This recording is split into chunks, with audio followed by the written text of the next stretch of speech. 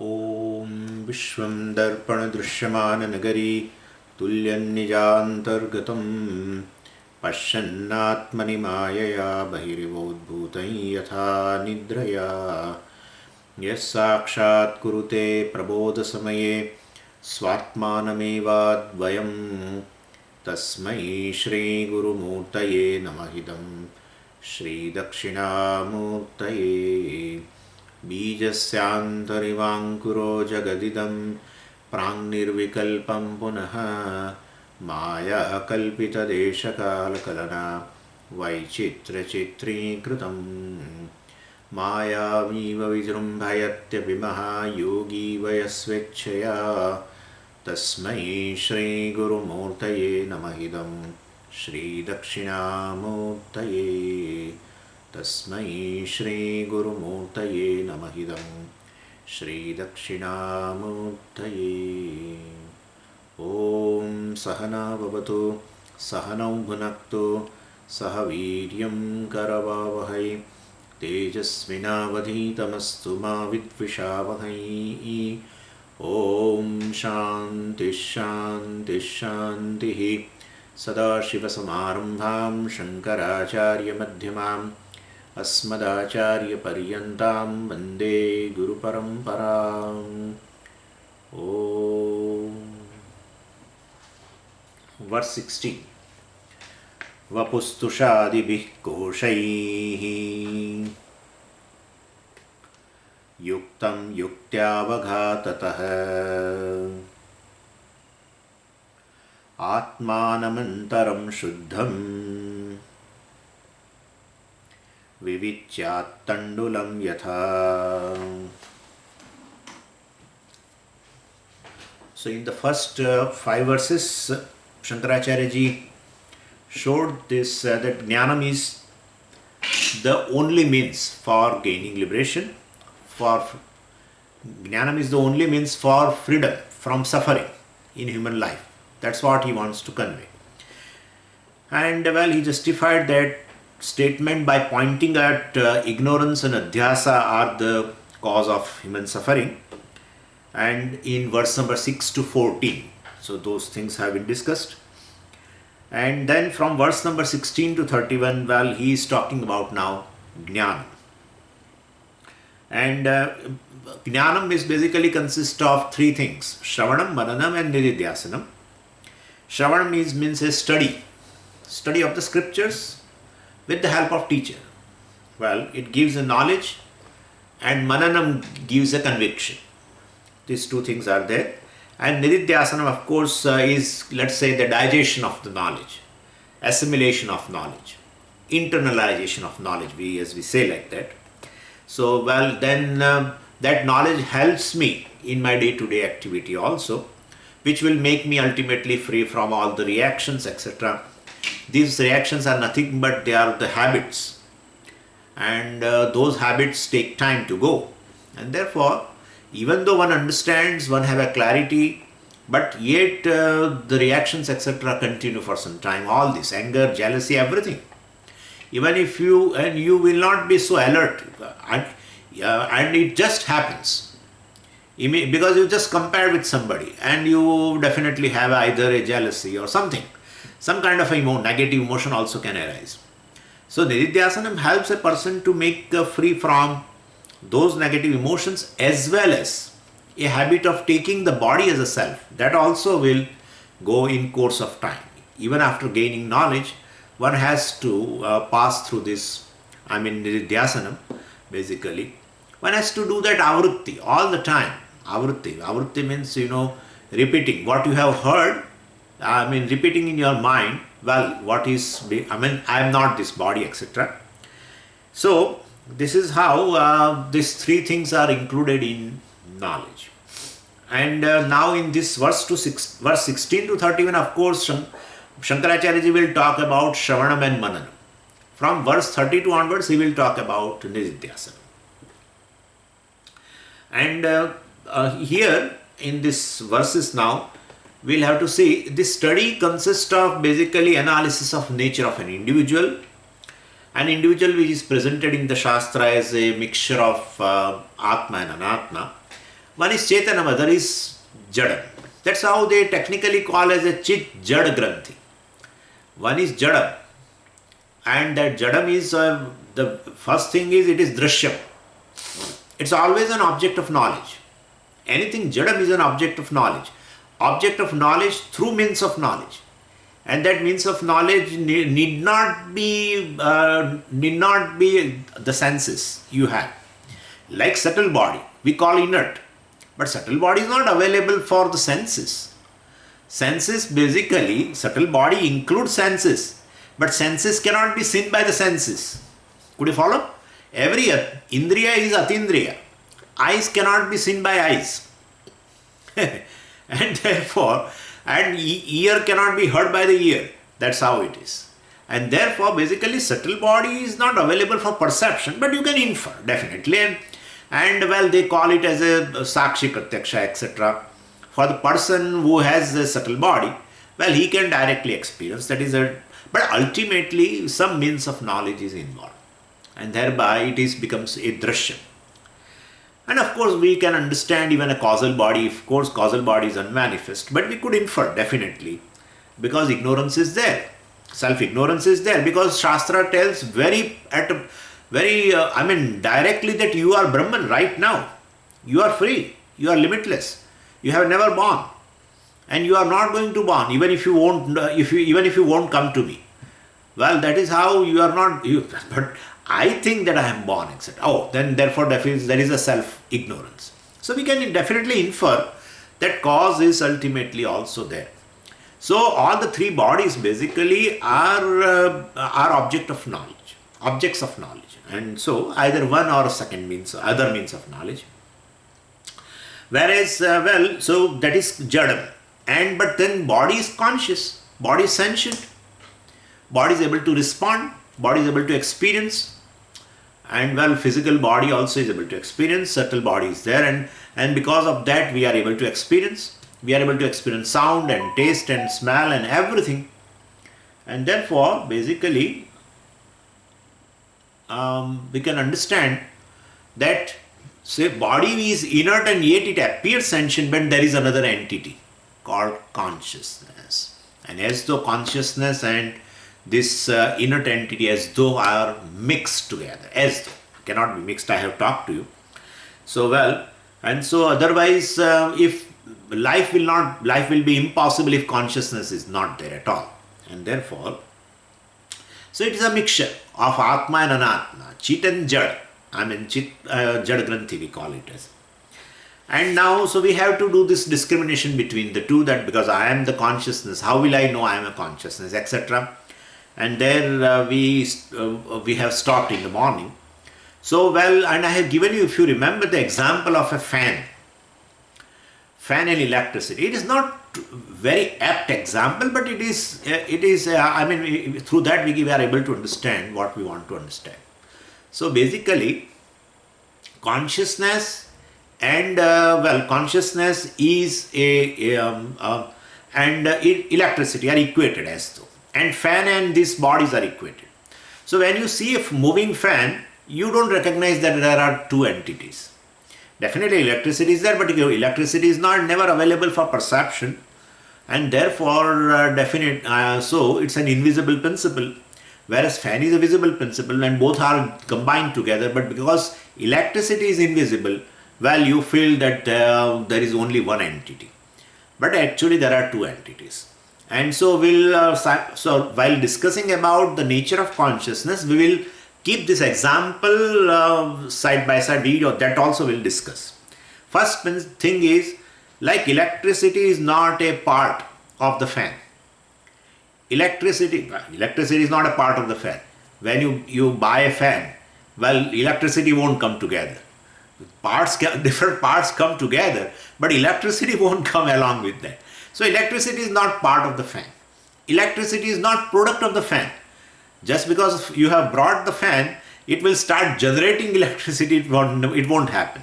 So electricity is not a product of fan also. And electricity is not a property of fan also. Definitely, you know very well. If electricity is property of fan, whenever you touch the fan, you cannot touch because you will get electric shock. But it is not so. And therefore electricity is an independent principle compared to the fan. That's the first thing we will have to establish. Electricity is an independent principle. Fan and electricity, both the things I have to take into account. That's one thing. Same way, consciousness also is not a part of the body, any body, causal, subtle or gross body. Consciousness is not a part of the body, consciousness is not a product of the body. As the body is generated, body is created, consciousness also is created. Well, not that. I am taking into account our Shastra's view.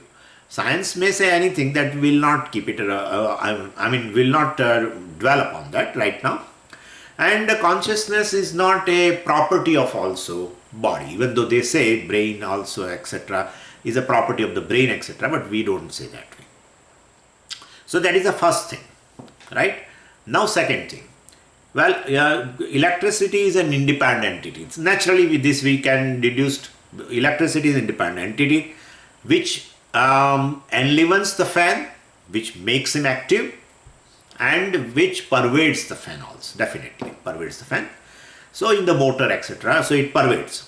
So electricity is a independent entity which enlivens the fan and pervades the fan. Same way, consciousness is also independent entity which pervades the three bodies and which enlivens this body, or physical body, subtle body. Now, third thing. Third thing is, electricity is basically not limited by the boundaries of the body. That's important, because independent, we have said electricity is independent of the fan. Consciousness is also independent of the body. Electricity is independent of the fan, means it is not limited by the boundary of the fan, definitely. So it's available in the fan as well as available in the cables and everywhere. Same way, consciousness is, if an independent entity, independent of the body, then consciousness definitely is not limited by the boundary of the body. And therefore, this is a third thing which we are going to discuss even in a length. The next verse is going to discuss about that. So basically, electricity is formless because independent of the fan, and therefore electricity is formless. Same way, consciousness is also, if it is independent of the body, consciousness is also formless. Because the body has a form. If consciousness is definitely, if it is within the boundary of the body, it will have a form. But if it is independent of the body, definitely it doesn't have a form. So consciousness is formless. Anyway, in fact, all forms are forms of consciousness, the objects of consciousness. Anyway, we will not right now discuss that. So this is the third point. Fourth point basically is electricity continues to survive even after the malfunction of the fan, or even after fan is removed. Let us say that way. If I remove the fan, electricity also gets vanished or destroyed. No. If suppose for some reason fan gets destroyed, sometime it happens. Here I don't think it will happen, but it has happened in India, so some place where the fan comes down. When it starts moving, it just comes down and get destroyed. So the fan gets destroyed, so electricity also gets destroyed. No. So electricity basically survives even after the destruction of the fan, etc. Same way, consciousness also continue to survive even after the fall of the body. At the time of death. That's the fourth point. Fifth point is, after the fall of body, surviving consciousness will not be available for transaction. Yeah, for transaction, it is not available. Because there is no medium through which consciousness can transact. So, basically consciousness is not available for transaction, but it doesn't mean it is non-existent. It continues to survive. Electricity also is electricity becomes non-recognizable if fan is removed. If fan is there and you switch on the fan, of course, then you can say from the movement of the fan, you say, yeah, electricity is there. But if fan is gone, then electricity is not recognizable. Electricity is not recognizable, but electricity is not non-existent. It is there. And it is ready to give a electric shock if we touch the finger. I mean, if we touch that wire, it is ready. And therefore, basically, this doesn't go. This question from Vedantin's mind doesn't go. Body dies, consciousness dies. They remain perplexed all the time. So many answers we give. But Swamiji, right now you are saying, I am. And your body is conscious and you are saying, I am conscious. Suppose body dies. Where are you then? Where are you? Like that they ask. So, well, anyway, we have discussed also and we will be discussing also. That is how Atmabodha is there. Anyway, so thing is basically, if body dies and consciousness dies, means what? Body is Atma. That's what it is. If body is Atma, where is Vedanta? It is a Charvaka. He is a Charvaka. So basically, body dies and then consciousness also dies. Means body is consciousness, body is Atma. If body is Atma, where the Vedanta is?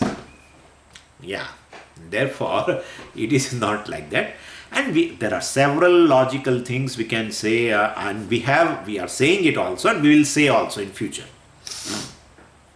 But right now I am discussing the points only. So anyway, this consciousness is, well, definitely there in and through the physical body. Body is sentient. Body is responding in terms of, experiences, right? I mean, I am able to listen, I am able to walk, talk, etc., eat, and everything. So body is sentient. Subtle body is sentient. Physical body is sentient. Everything. And therefore, basically, that proves that there is a consciousness. But Swamiji, basically, body is, you said, I remember, that body has a life because of prana. And at that time, you said that, life has nothing to do with the consciousness. I remember that point. Now, how will you explain that? Well, that's correct. Life, basically, when the prana gets associated with the body, there is a life. But who prompts prana to function? Who prompts? Prana is inert. You know very well it is made up of subtle elements. So why prana has to do respiration, apana has to do evacuation, why vyana has to do circulation? Who prompts them to do? Like who prompts the eyes to see? Who prompts ears to hear? Then who prompts prana also to function? So definitely prana gives a life to the body. It becomes a living being, correct? But ultimately, Kenopanishad said, pranasya pranaha. Even the prana also does an activity because of the presence of consciousness. And therefore, chakshusha chakshu, shrotrasya shrotram, and there itself it has been answered. In the definition of Atma, well, it has been answered as pranasya pranaha. And therefore, prana, apana, vyana, udana, samana, all are functioning and maintaining the body and making even organs also keep the active, etc.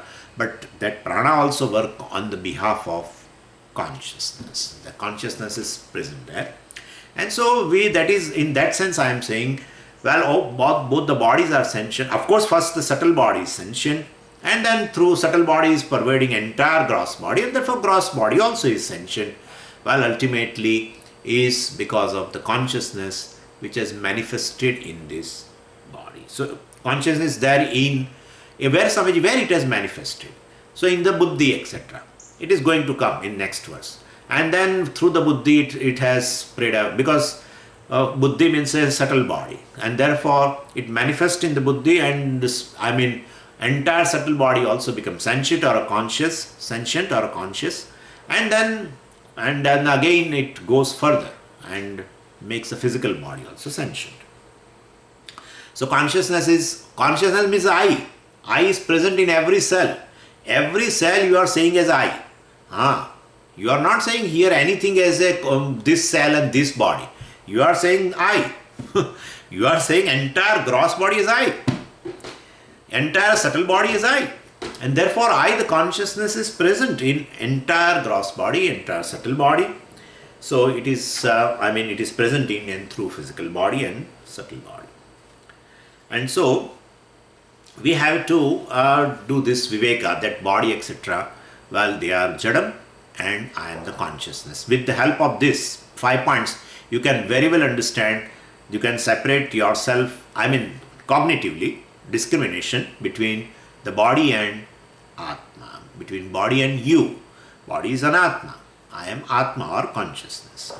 Anyway, so look at the shloka. Vivityat. Vivityat. May you separate V plus which dhatu. Vivinakti. Vivinakti dhiraha. You must be remembering this verb also.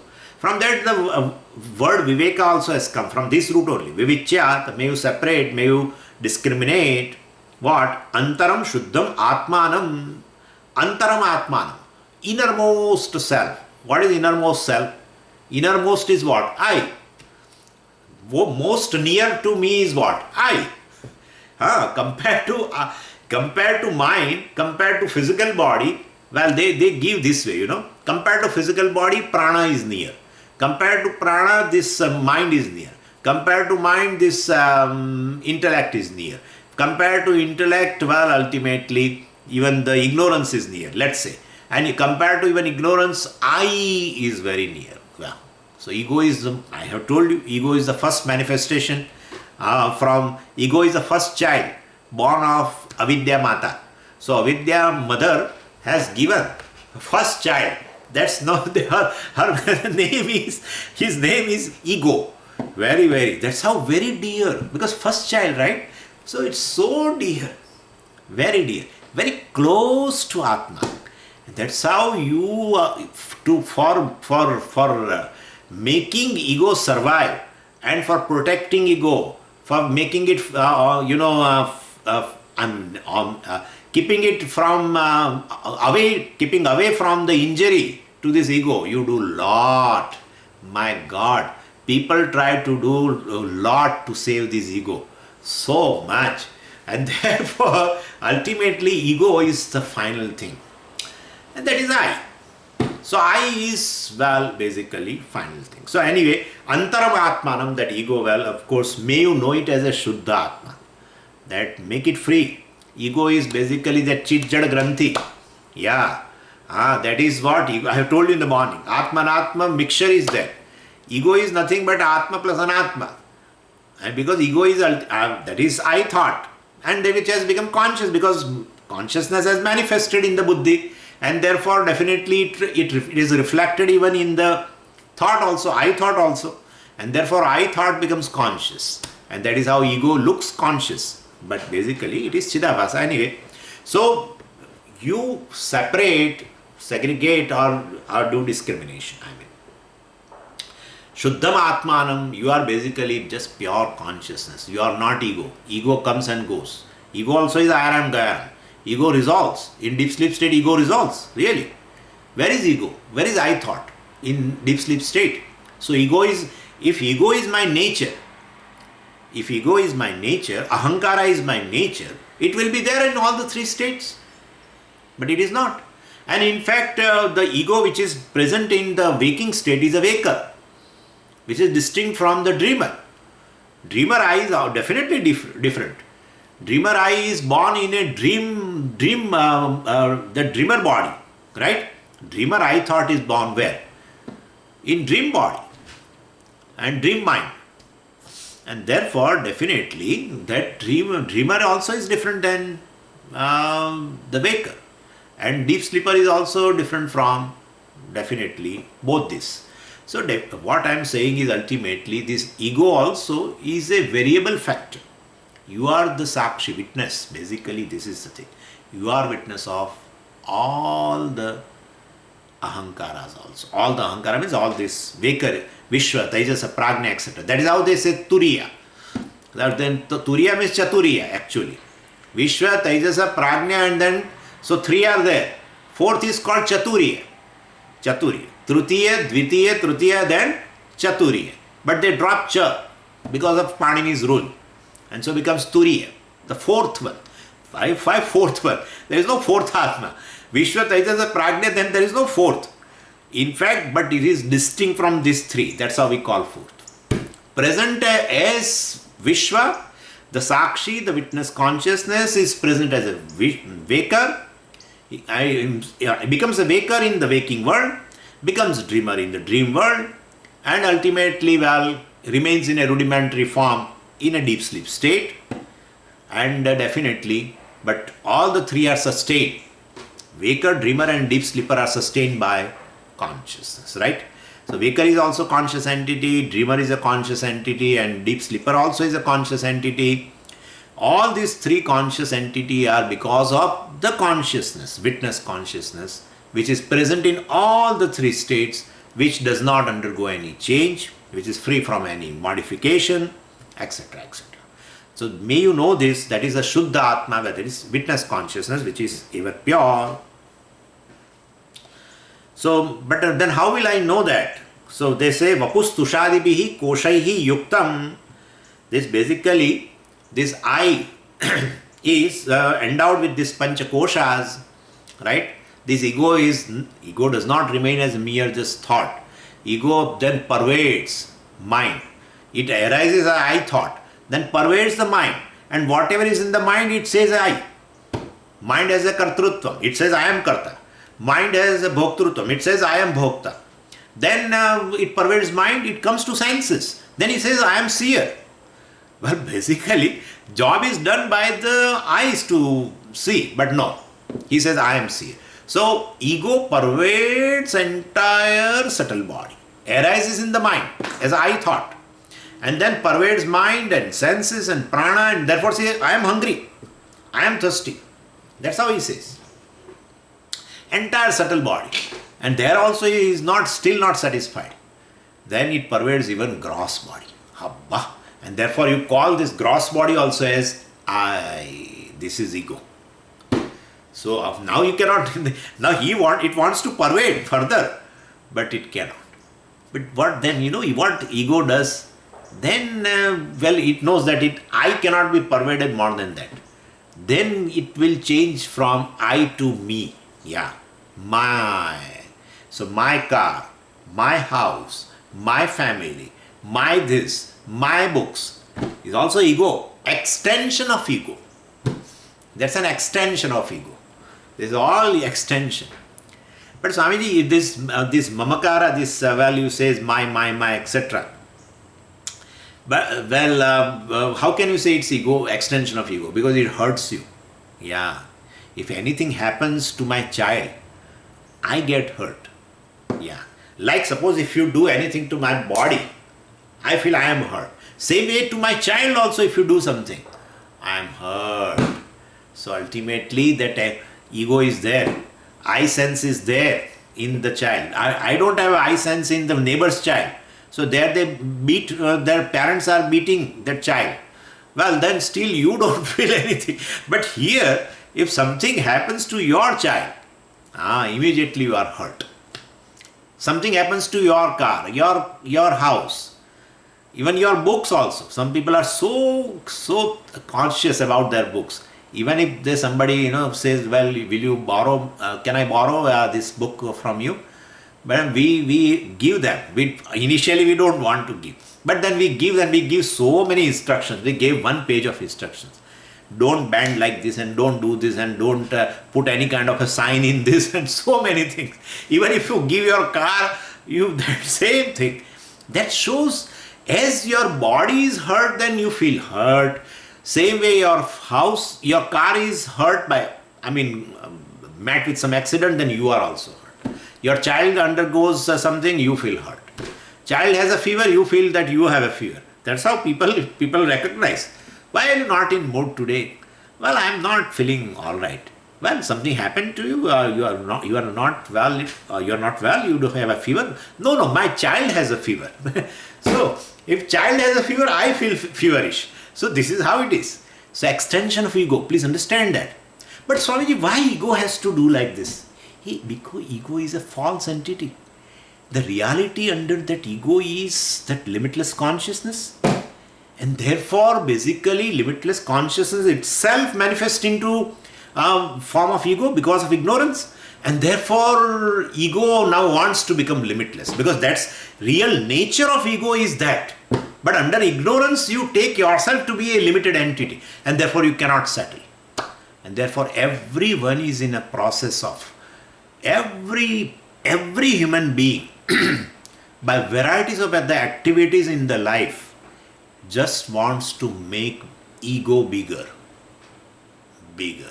In terms of money, in terms of knowledge, wherever the I sense is there, that you want to make it bigger.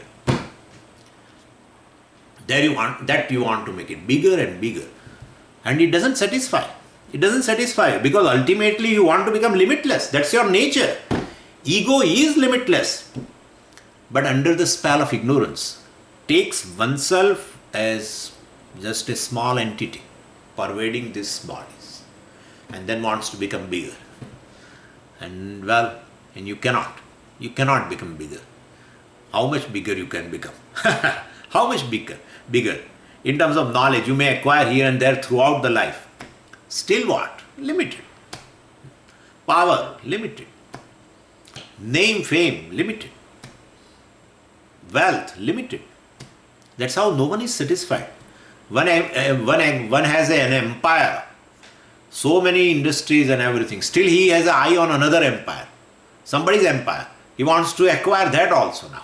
For what? You have lot of money and lot of things. You have two children, and they are able to manage that. Why do you want the third empire now? For what? No, but I want. So this is how it is. Because ego is a false entity, created from the ignorance of the self. Anyway, this is enough. Suppose Tushadik Bihi Koshaihi, send out with this Pancha Kosha, this Vapuhu means Annamaya Kosha, etc., which are comparable to this Tusha. Tusha means the husk available in that paddies, which covers this rice grain. Well, so Vivityat, we are discussing what? Because you may be feeling where we are. Vivityat means may you discriminate and make yourself free. You are basically Shuddha Atma, make yourself free from these Pancha Koshas. These Pancha Koshas are like Tusha. Tusha means that husk available like, in paddies. You have to remove that husk. So which covers the rice grain. So, just as you pound the paddy and remove the husk from it and gain that rice grain, then only it is useful. Same way, here also I am as though like a paddy right now. Because I am ego. Ego means I am this with Pancha Kosha or three Shariras. My eye sense is with this. And these three Shariras are like the husk. So you remove it.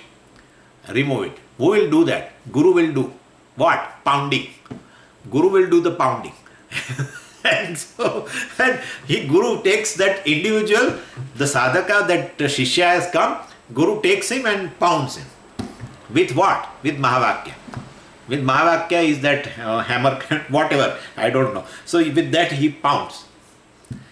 And how much time he pounds? Well, depending upon Shishya. That depending upon Shishya. So removing actually this husk. What kind of a pounding? Yukti avaghatataha. It's not physical pounding. It is cognitive pounding. Well, tell Shishya all the time, you are limitless consciousness. You are witness of everything. You are witness of everything. These koshas are basically inert. They are anatmas. They are mithya. They are not independently existing. They are non-separate from you.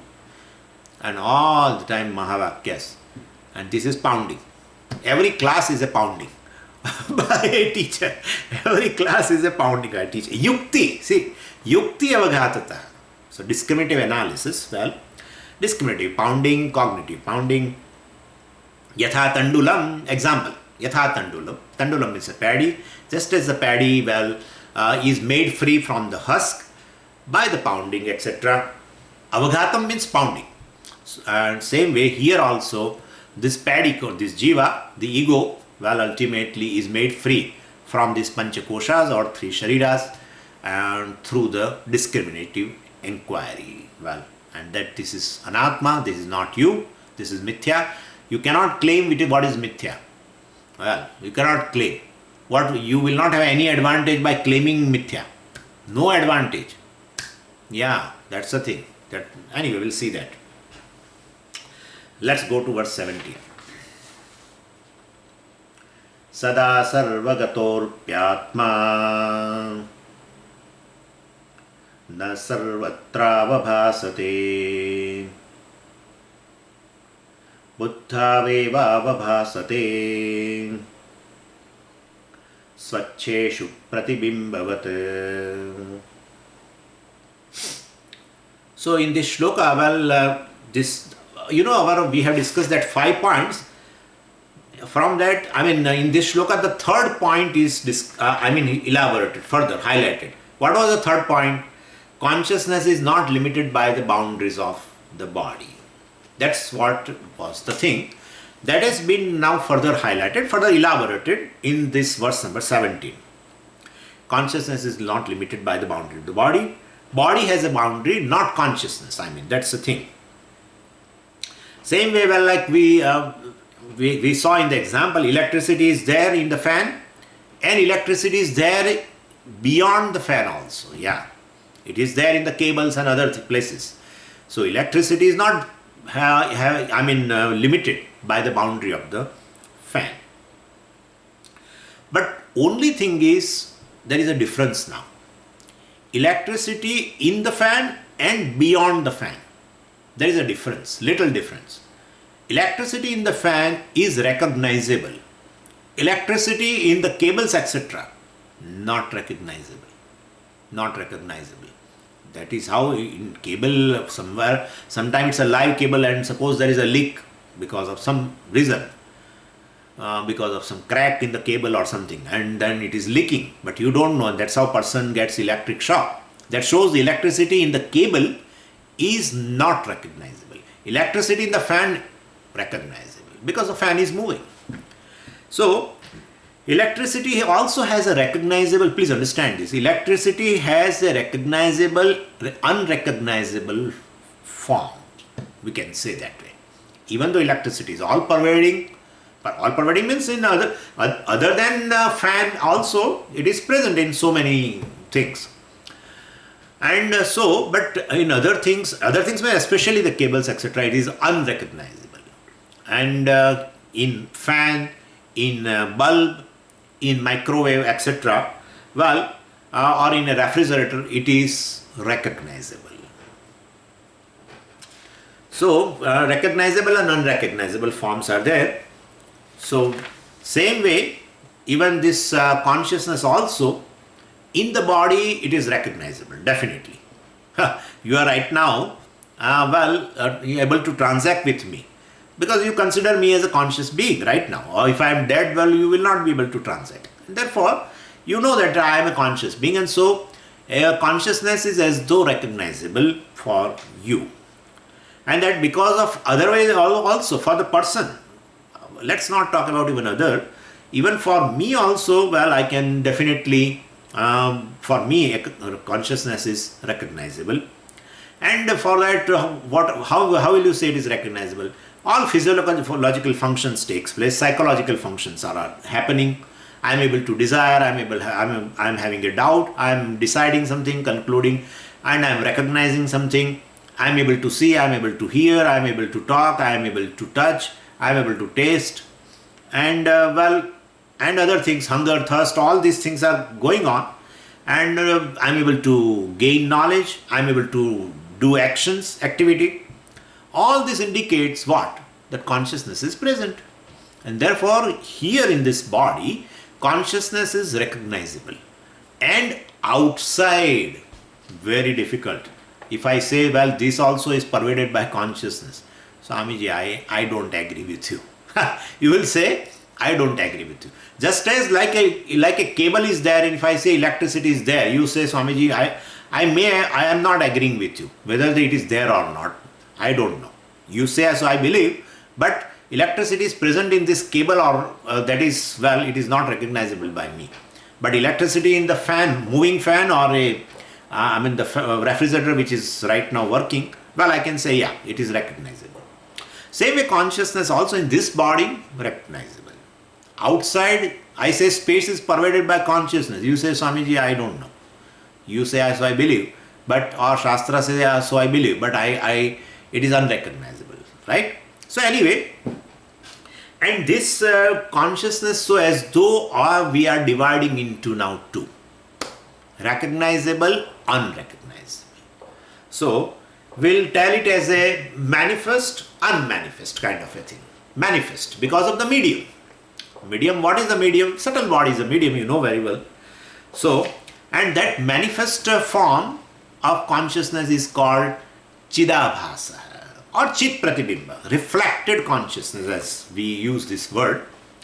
And second consciousness, which is not recognizable, well, we call it as a Chaitanyam, all-pervading consciousness, and which is not recognizable, because everything is pervaded by consciousness. Ultimately, everything is consciousness.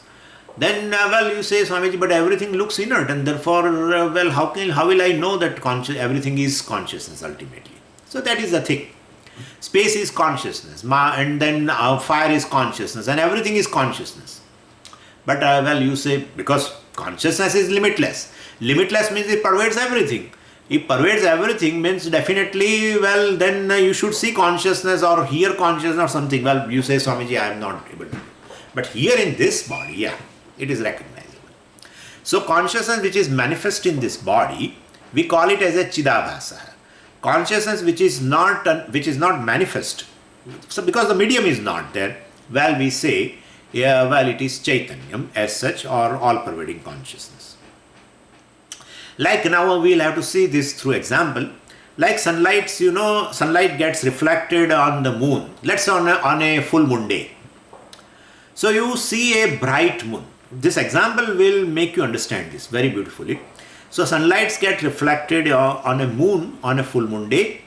And so you see a bright moon. And you can talk about a moonlight also.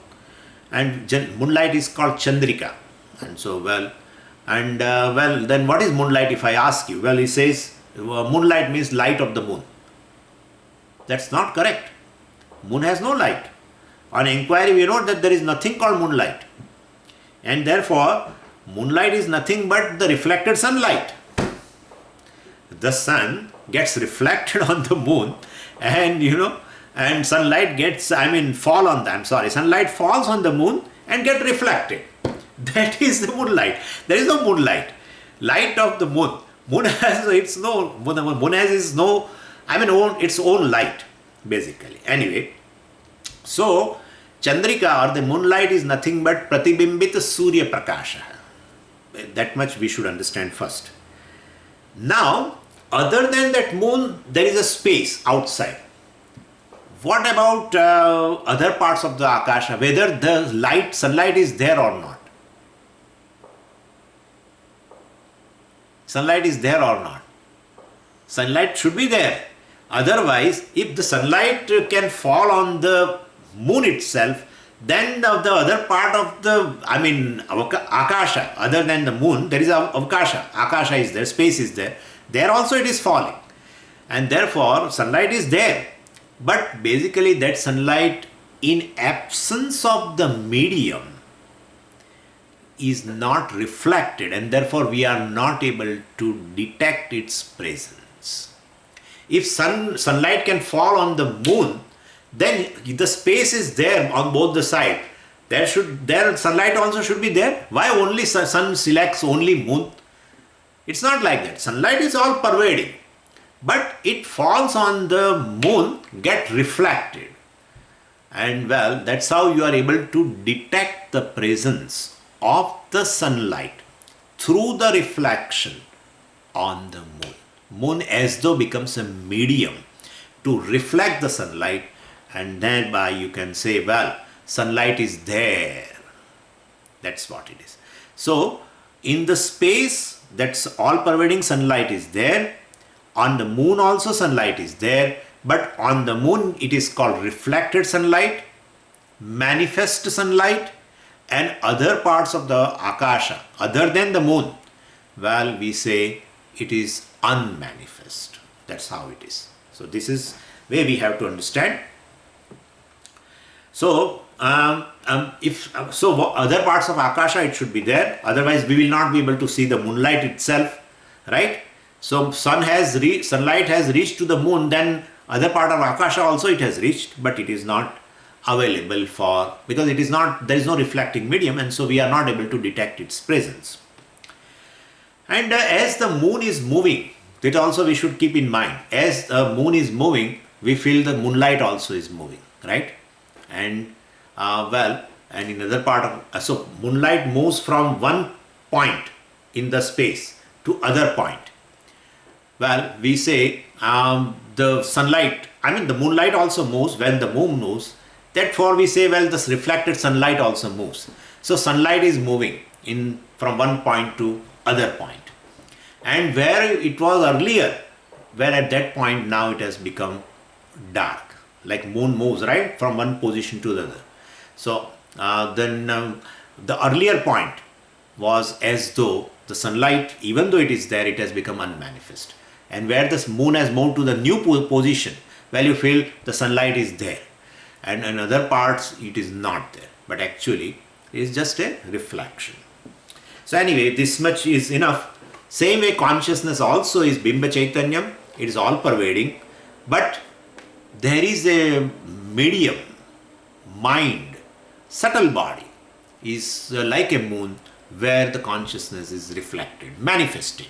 And therefore, here in this body, well, I say this consciousness is recognized.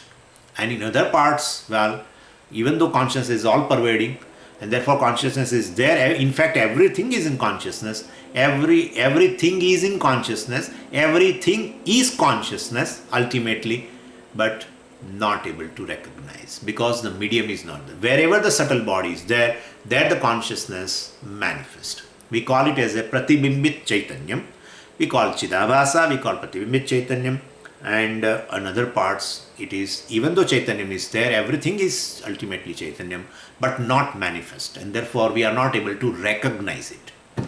So here it is recognizable, Pratibimbit Chaitanyam is recognizable, and if it is in other places, it is not recognized because the medium is not there. So ultimately, in this Jnanam, ultimately we have to do this Viveka basically. Don't tell body as a conscious and everything is don't tell that way. In fact, consciousness is limitless. Body and it is distinct from the body. Body etc. is inert. Body appears consciousness because of the medium. Like moon does not have any kind of a light, yet there is a moonlight because of the reflection of the sun. And as though moon appears bright and looks like it has its own light, but it is not. Same way, body appears conscious. Body is basically inert and made up of elements. All the bodies, subtle bodies, gross body, and even causal body is also matter. I have told you basic matter, and therefore, all these three bodies appear conscious. Because of the consciousness getting reflected here. Either Karana Shariram, either Sukshma Shariram. They say, some people say consciousness reflected in the avidya, and then avidya becomes active and then gives rise to subtle body and cross body, whatever it is. Or consciousness reflected in the buddhi, let's say that way, mind, subtle body. Definitely. So all the three bodies become conscious on account of consciousness manifest in the subtle body, and that's a medium, and that's how this appears conscious.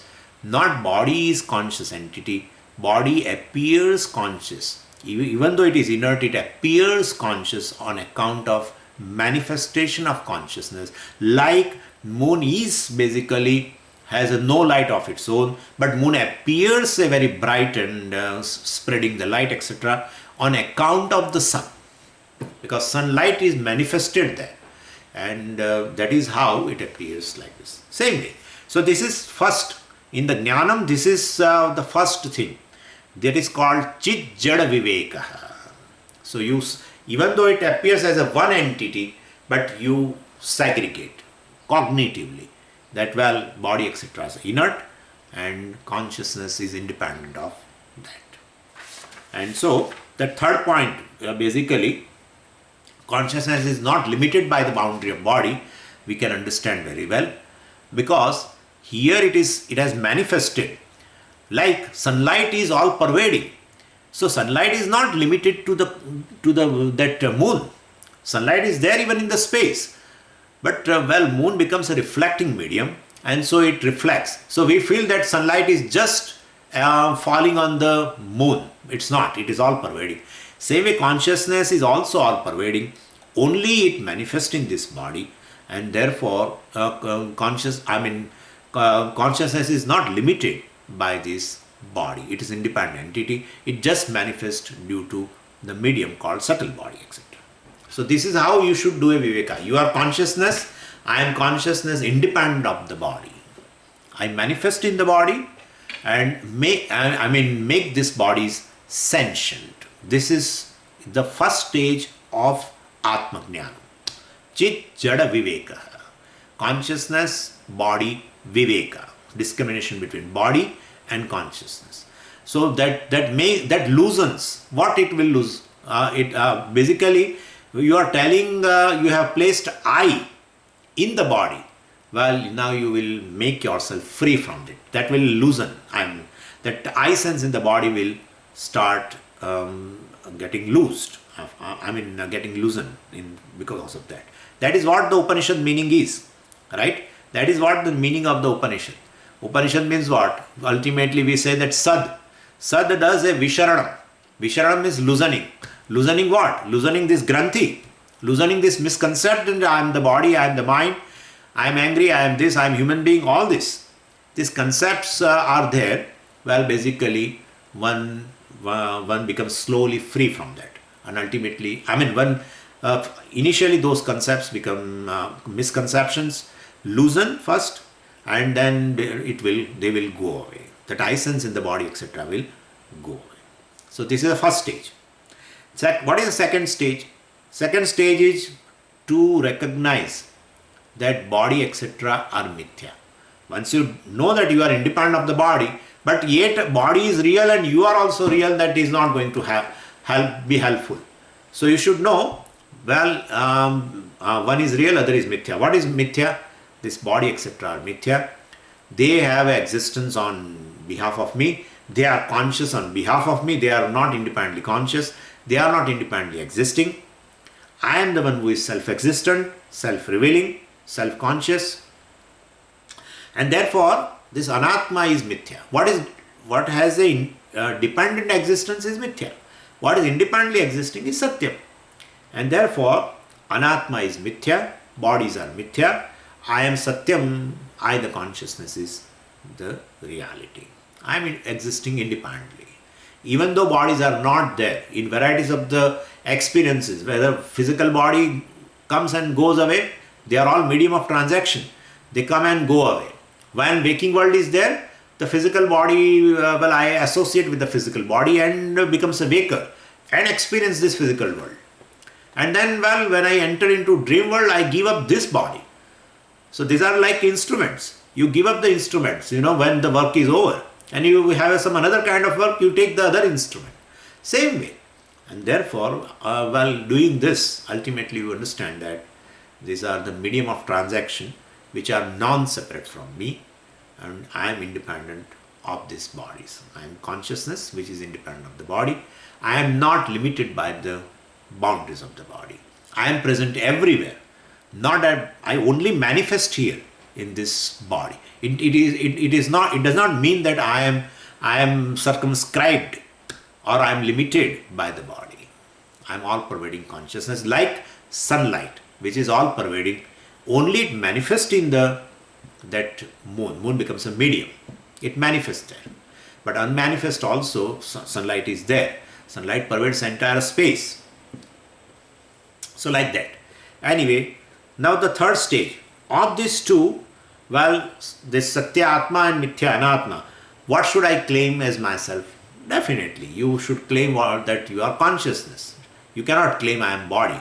Definitely. Even if you claim body, you will have to say ultimately I am conscious being. So you are consciousness. I is always associated with the consciousness. And mithya thing one should not claim mithya thing. Any fool person can claim mithya. Like I have 5 kg of silver. Oh, from where you have got it? Oh, I have seen that silver on the shell. Oh, bah, what a nice silver you have. So I have 5 kg of silver born of shell. Oh, so that mithya silver no one wants to claim. If somebody wants to claim it, that's not a wise thing. So 3 steps. In verse number 16 to 31, we are discussing these 3 steps. What? Chit Jada Viveka. First thing.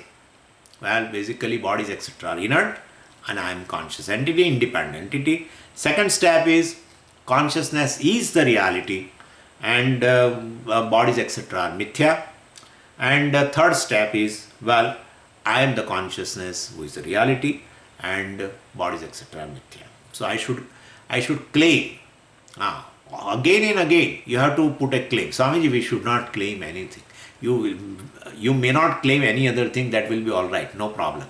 But at least claim this. Daily you claim. Daily put a claim. Then one day, well, Lord will say, okay, tathastu. Yeah. That's how it is. The daily claiming is called Nididhyasana. That's have put a claim. Because of the habit, well, again I will be placed in the body. Again claim. No, I am consciousness, independent of the body. I am Satyam. They are Mithya. In absence of body also I exist. Therefore I am self-existent. Bodies are Mithya. They cannot exist without consciousness. How will you prove the existence of body without consciousness? Try. So in absence of the body also, well, you exist, but body cannot exist independent of you. Body is Mithya and I am Satyam. That's how one should. This is the way we should do. So these are the 3 things. In Jnana, Atma-jnana. Assimilation also, in that way it happens. So instead of claiming Mithya Shariram as myself, of course, I should shift my identification from this Anatma, which is really Mithya. But Swamiji, why are you adding Mithya? Because this is a job of ignorance. Ignorance projects, self-ignorance has projected these bodies. And if projection is Mithya, but well, ignorance plucks the reality from the self and give it to the body. And therefore for us, body is a reality. We never say, we feel that body has its own existence. We have never got such a kind of a doubt that body has a dependent existence on the consciousness, etc. We feel the consciousness is there or not, I don't know, Swamiji. Atma is there in, well, that's a question. People have that question. Whether Atma is there or not, that's a question. But body is all the time there. That's what. So self-ignorance has created this kind of a thing. The reality from the Atma has been plucked and given to the body. And therefore body becomes real. Body is our final reality for us. And Atma's existence as though is because reality has gone from there. So that is what the second mischief, we have discussed that. Second mischief of the ignorance. First mischief is projecting body etc. because from the ignorance. Like waker ignorance projects entire dream body and dream world and everything. And then, of course, existence or to the dream world and dreamer has gone from the waker. Consciousness also has gone from the waker. But ignorance has, because of the ignorance, we feel the dreamer and dream world is real. During dream, you feel the dream tiger is real. Definitely. And as if there is no existence of waker at all. But if I wake up, then I realize, we say that, that is a sign of clarity. Let us say sign of clarity. So basically, waker alone is a reality. Whatever has been there and projected and made it real because of the ignorance has all gone once you wake up. Whatever is there in the dream world, whatever is conscious, whatever is illumined, and whatever is existent in dream world, and dreamer and the dream world, all borrowed from the waker. All borrowed from the waker. but Swamiji, somebody asked me, Swamiji, how can you say that the existence in the dream world, all the dream objects and the dreamer, all the existence has been borrowed from waker? How can you say that? How can you say? Very simple, very simple. Where all this resolve? Where all this resolve? That has landed the existence. That has ended the language. When pot becomes non-existence, where pot goes? When pot is destroyed, where it goes? Clay. So who has provided existence to the clay? To the pot. Clay. That's how it is. So clay, from clay alone and everything has come, and in clay only it resolves. So this is how from the waker alone everything has come. Of course, ignorance after sleep, not from waker. Right now I'm a waker. No, not that waker dream is a different type of dream. We are not talking about that. That's a different type of dream. While waking person, dreams. That's a different dream. But what I'm saying is waker goes to sleep. There is a layer of ignorance now on the waker's nature. And from there everything created. So ultimately from waker everything has created. And it has resolved into waker. And therefore waker only has given the existence to the entire dream world. Like the clay only has given existence to the pot. And therefore pot. So this is how we can decide. From something, from a thing, anything which has come from basically material cause, very well. But anyway, that we don't want to further make it, problematic. So let's say that way. From waker only from the clay alone the pot has come and it resolves into pot, and therefore clay has provided existence to the pot. Same way waker only has provided existence to the dreamer and dream world. From waker only everything has come, and in waker only everything is resolved. Anyway, so Atma Sada Sarvagatah, well, at least so consciousness is not limited by the boundaries of the body, and well, so don't try to expand yourself. You are all pervading. You are all pervading. Don't identify with the body. Yeah. Don't think that sunlight is limited to this moon. It is all pervading. It only manifests in the moon. Same way you are manifest in this body. You are all pervading. Everything exists in you. You are limitless. And we are going to discuss on Monday that part also a little bit. So anyway, consciousness is not limited by the boundary of the body. So don't think that let me expand. Swamiji is telling consciousness is limitless. So let me expand. You cannot expand. You are all limitless. And therefore, Sada Sarvagataha, you are Sada Sarvagataha. You are all the time all pervading. And like Surya Prakasha is all pervading. And therefore, Sarvatrana Avabhasate, even though you are all pervading, but you can't experience consciousness everywhere. Only when medium is there, gets reflected, and you experience that, because it is a recognizable there. Where it is reflected, well, it says also, Buddhau eva, well, it is reflected in the Buddhi, subtle body, where consciousness is available for recognition. And so, table also is pervaded by consciousness. And this pen also is pervaded by consciousness. And body also is pervaded by consciousness. But yet you find a difference between this and this. You know the difference. One is a sentient entity, living being. Other is an inert entity. If everything is pervaded by consciousness and consciousness makes everything sentient, then why not this is sentient? Well, because Buddhau, the medium is not there. Buddhi, subtle body is not there. So there are certain objects which do not possess subtle body, and therefore definitely their consciousness does not become manifest, and therefore it is not recognized. That's the only thing. Otherwise everything is in consciousness. Everything is non-separate from consciousness, and then second step is everything is consciousness. That's how it is. So, and they give example, Swacheshu Pratibimbavat, just as face is reflected on a shining surface. So, like when, when I look at my face in book, etc., pages of book, they are not so shiny enough to reflect my face. But if mirror is there, I am able to see my face. So that's a difference. This is also made up of 5 elements. And a mirror also is made up of 5 elements. But that's the difference between the two, is that one is Swacham, and made up of a fine matter. And this is made up of a gross matter, let's say.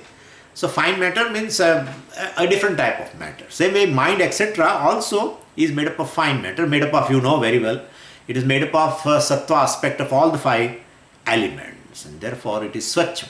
And there consciousness is reflected. So consciousness is shine, or let's say consciousness shines as Chidabhasa. As a Chidabhasa. That's how we have to see. Anyway, from verse 18 we'll see from on Monday.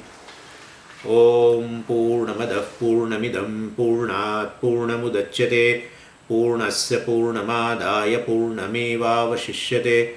Om Shanti Shanti Shanti. Harihi Om Shri Gurubhyo Namaha. Harihi Om.